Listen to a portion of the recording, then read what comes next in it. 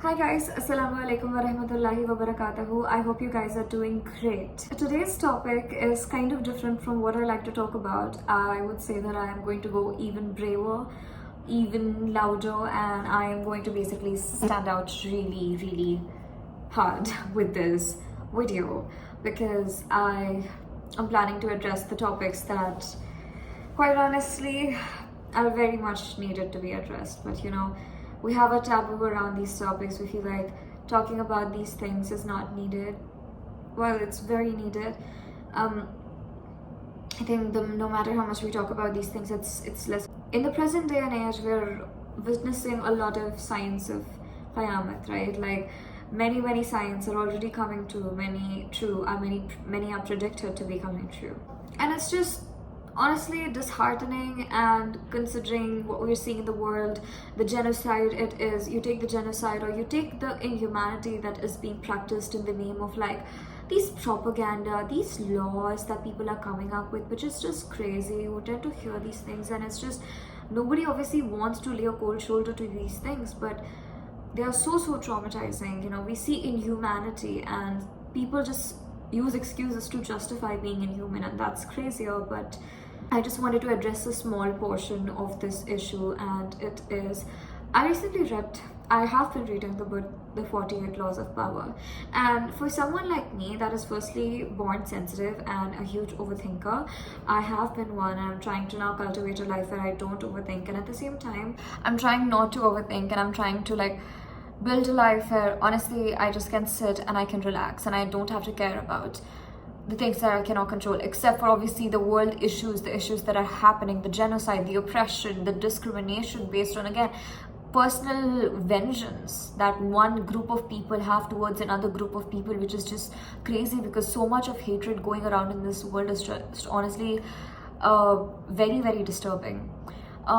So as for me, somebody that is very romantic in terms of just, I love romanticizing my life, somebody who is really very, I would say, just very emotional, is very dreamy. I love hallucinating. I love just dreaming, fantasizing about things. And as much as, of course, I always like to stay in touch with my realistic side, I believe that sometimes, it's honestly just cool and all of that to just stay in touch with your childlike side, which likes to dream, which like to dream more than we do, right? We approach things with a more realistic approach as opposed to like being all bold about it. But I feel like today is one of the days when I also want to talk about I want to explore both the sides of this because I feel like these two really connect. For example, the realistic aspect of the world where everything is, we're looking at it for the way it is, and how we can even go bold with our analysis and our dreams that came from somewhere. They came from analysis of this world only, not any other planet, right? So what I'm meaning to say over here is like the book 48 Laws of Power suggests some really strong and crucial actions and practices that one is supposed to be taking in order to stay in power.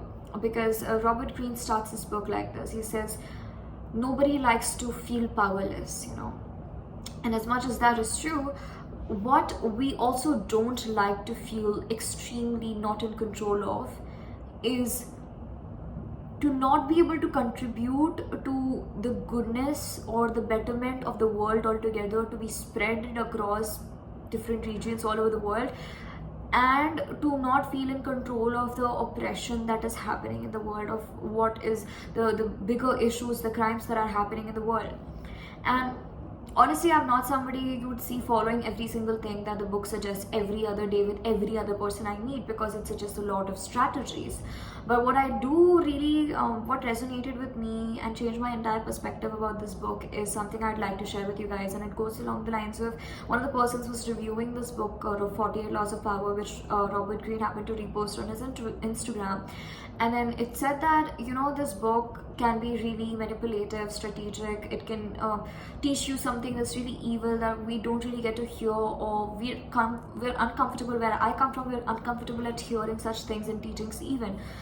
But one thing that you can use a book as such for is to help for the better causes, is to contribute to a good cause. If I meet people that have had a similar past to me, for example, they've undergone bullying, and if they've undergone discrimination, if they've heard taunts from the people that were really, really close to them and they never expected that, and now they're heartbroken, and they try to do all good things in the real world, which means like in their workspace I'm talking, because in some scenarios, if a woman doesn't work, and again, people are going to come at me for this, but honestly I don't care, because all I'm doing is speaking the truth.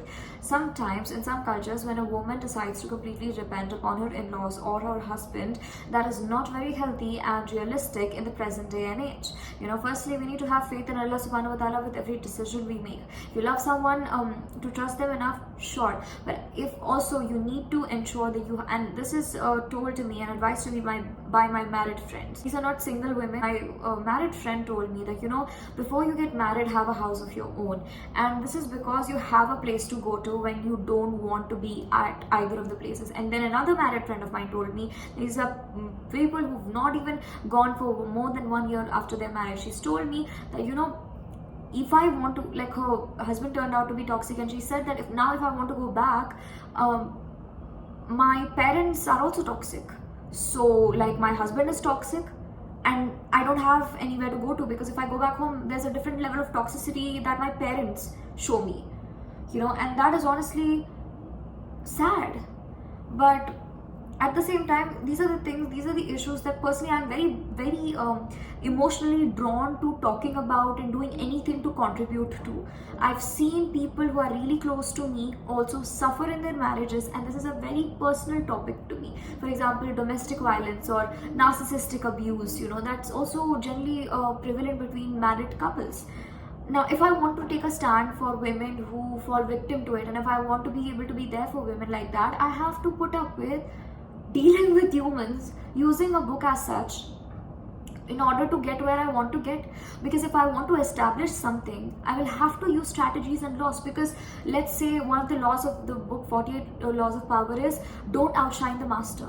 Now, if I can keep it to myself, and if I can contain a little bit of my own emotions and my own stance and my voice and just my own emotions necessarily, because I'm a very emotionally expressive person, and that can be very magnetic. So if I can keep it to myself when I'm around people that are like, so to say, the big players in the game, up until I am working on a cause with them together, and if I'm keeping the cause in my mind, so it's better if I do that, right? A lot of the times when we see movies that are based on revenge, or movies that are based on like a purpose, a hero or a heroine or anybody, just hero here, it's not gender based or biased, I'm just saying in general, in the connotation of somebody that has had any influence, when they try to do something, a lot of the times when they have enemies or when they have people that are trying to stop them and combat them, they have to fall to a certain level as well. Now, this is not to the point where you go haram and you do haram things, I'm not saying that, but you have to sometimes move strategically with your mind to achieve a greater cause. And this is coming from someone that has quit her jobs within the first month, the first one, the second time record break or set first week in the training period. I was like, no, I cannot. And you know why? Because I was emotional. I was looking at what was around me. I was looking and giving reactions to every single thing that was around me, and eventually that wasn't my purpose anyways, because there has to be something that has to keep you going. Like, let's say, despite of the hate comments I keep I keep going on my social media for a reason, because alhamdulillah, I know I have a purpose and I have a voice and I'm able to articulate it well, and I always pray and ask to Allah subhanahu wa ta'ala guidance for being able to articulate it exactly the way it should be as well. So when I was at my workspace, however, if I would have been working till now, I would have been promoted to exactly the position that I had aimed for. And I'm confident about it, because that's the structure of corporate world here, and that's what happens to people who have talent like me. But I was honestly looking at what was happening around me way too much, far too much, and wasn't keeping my vision in the mind. And even if I was really, really exhausted, and that was probably because I was expecting something very different from my workspace. I was expecting more breaks, I was expecting more leniency, I was expecting kinder, more considerate people, and that wasn't there. I'm not saying that you have to exactly go to the company I went to and exactly at the post where I was at. It can be very tricky if you end up bagging a job in one of the best companies out there. There's a reputation of that company for a reason. So of course, like, there are exceptions to the rule, but exceptions don't make the rule. So if you're at a job that sucks, you have to keep rules in your mind as such that it's not very needed for you to 100% open up to any manager that tries to befriend you or that tries to get really close to you. Because I was watching the stories of one of my favorite influencers, and she said that, you know, my manager, the way she lured me into her friendship was initially she started like opening up to me about her, and she was like really friendly to me, and after that we were just inseparable, after which she started her narcissistic abuse with me, almost rumors to being toxic with her, everything the manager did. Now I'm not saying that the victim here could have done anything different to have stopped that, because you sign up for a job, you meet such people on a regular basis, but there is for sure a few things you can do, such as not anytime flinching or giving them a reaction when they want it from you. You see, narcissists seek empaths, and when you show too many of emotions, what do these narcissists do? Oh, this person is very susceptible to my narcissistic abuse. If they want to put you through it, this person is very easy to manipulate, this person is very easy to get hurt, this person is very easy to be tied into emotional manipulation and react emotionally. But if you do not give them anything that they can keep as knowledge to manipulate you, to control you, what are they going to use against you? Because if you don't flinch or give them an emotional reaction, not like not taking a stand for yourself, but if you don't give an emotional reaction to them, what are they going to use against you? What are they going to use against you if they don't know anything about you? And as there's another law, which is don't reveal too much, meaning always talk lesser than necessary, right?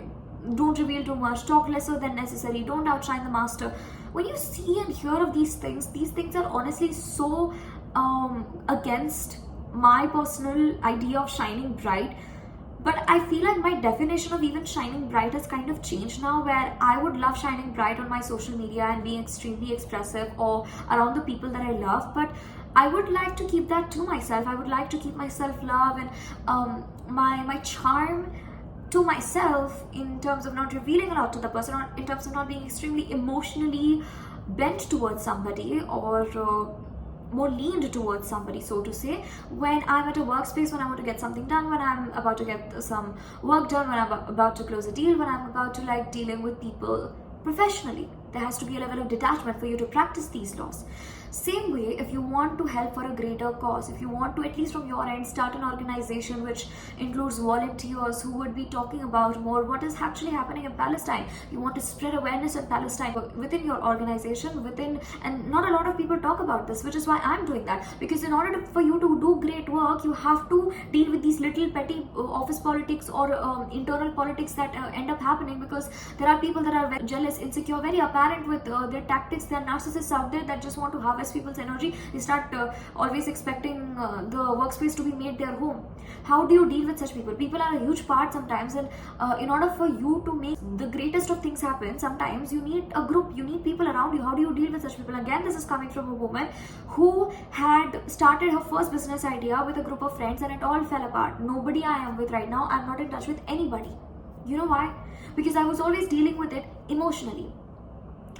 When you are around a group of people, even if you stand all for the greatest cause, you guys are of the greatest and the best mindset, a like mindset, you guys align on your values, there's still going to be disagreements, they're still going to worry about you outshining them, they're still going to hold jealousy and vengeance, they're still probably going to not be able to see you outgrow them. I've seen that, which is another law suggested by Robert Greene in his book, and it is that don't trust friends too much, instead hire an enemy.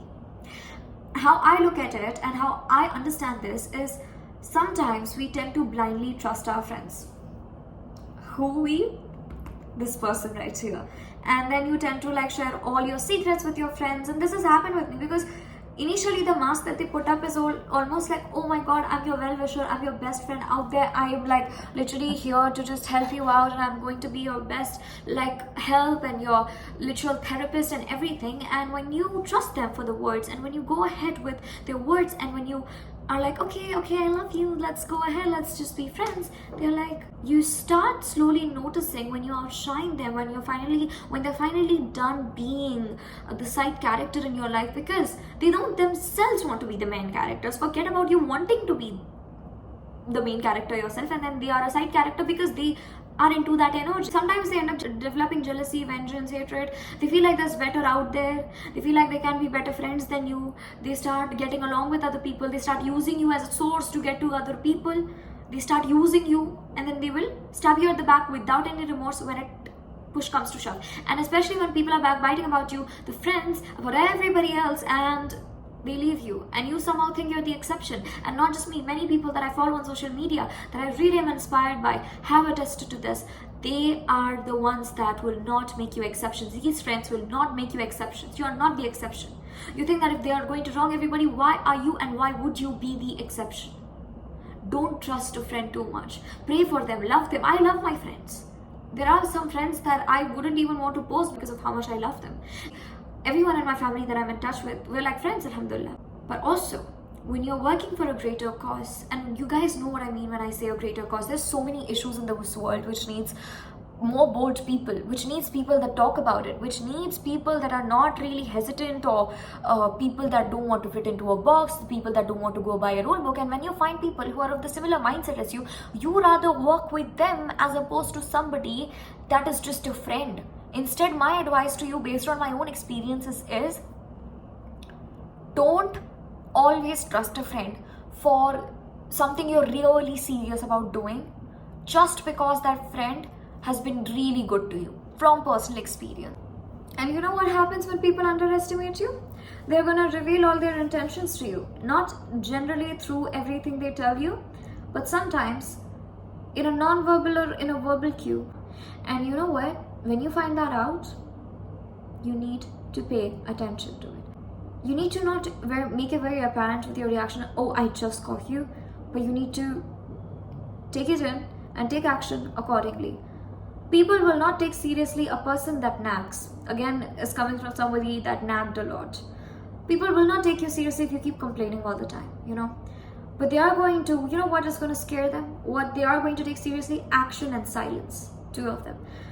Have the right amount of silence before you take the very action that has to be taken. Take the time to be silent, the right amount of silence. Have it. Don't be afraid of silence. Don't be intimidated by it. It's powerful, trust me.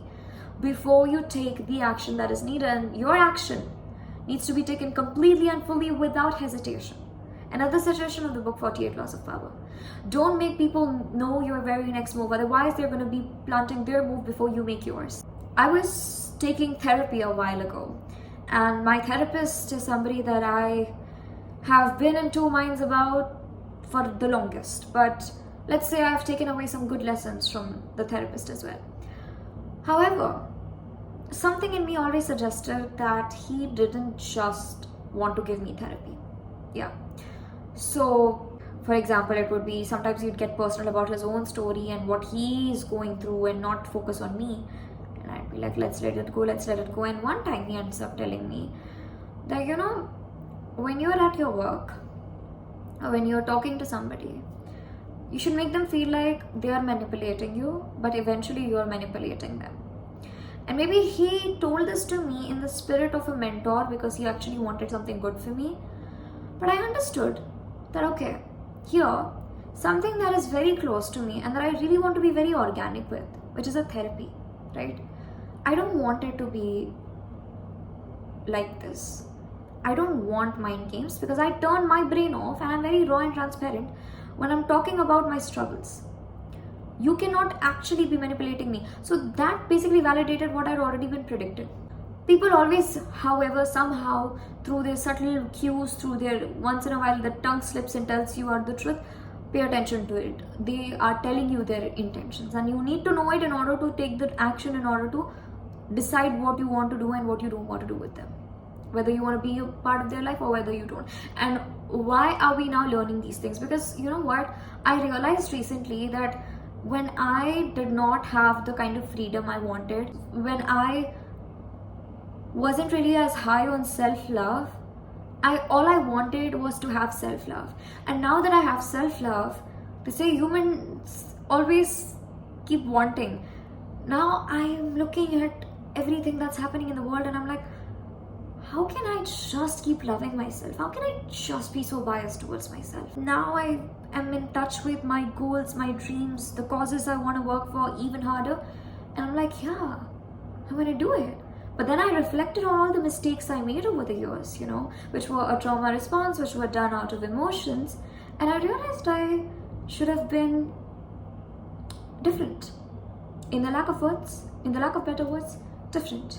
And what really stirred this ideology in me and my mindset like this is the book The 48 Laws of Power. What really stood out to me about it is I did not read what I wanted to read. I read the way things really are and how they work with humans.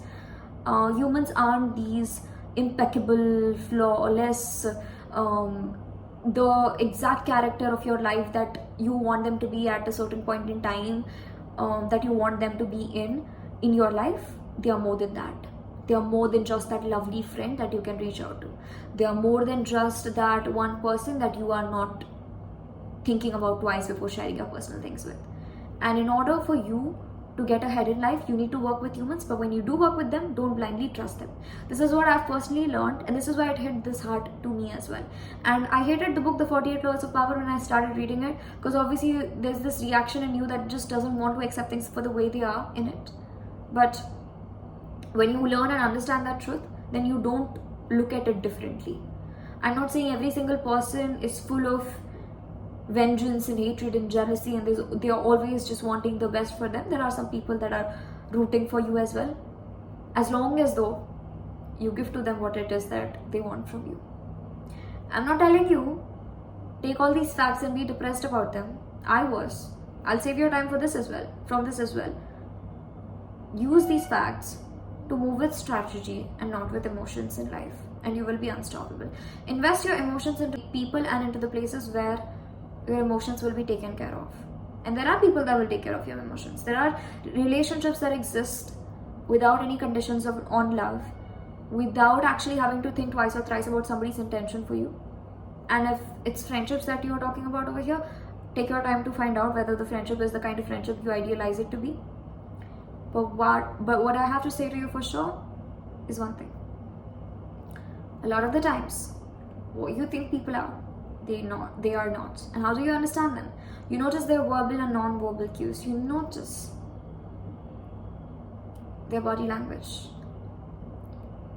their expressions when you're winning, their actions, most importantly, their passive-aggressive tones. Dig deeper into what they mean when they said that thing that you're still unsure about, and think about once in a while. And this is again not confined to how to make people treat you right. I'm not that anymore. This is for you to work hard towards greater cause, for you, your family, to feed yourself and your family, and for that you have to make money, and in order to make money you have to work with people, and in order to work with people sometimes you have to keep in mind these things. You can't just go at it with your heart, because as somebody that used her heart a lot and not her mind, looking back, I am not very proud of these decisions of my life. So if I can save you some time, this video is it. Alright then, Jazakallah khair for watching this video. If you guys like this video, do hit the like button, share this video and subscribe to my channel for more such videos in the future. Inshallah, I'll see you guys in the next video. Until then, take care. Allah Hafiz. Bi Allah.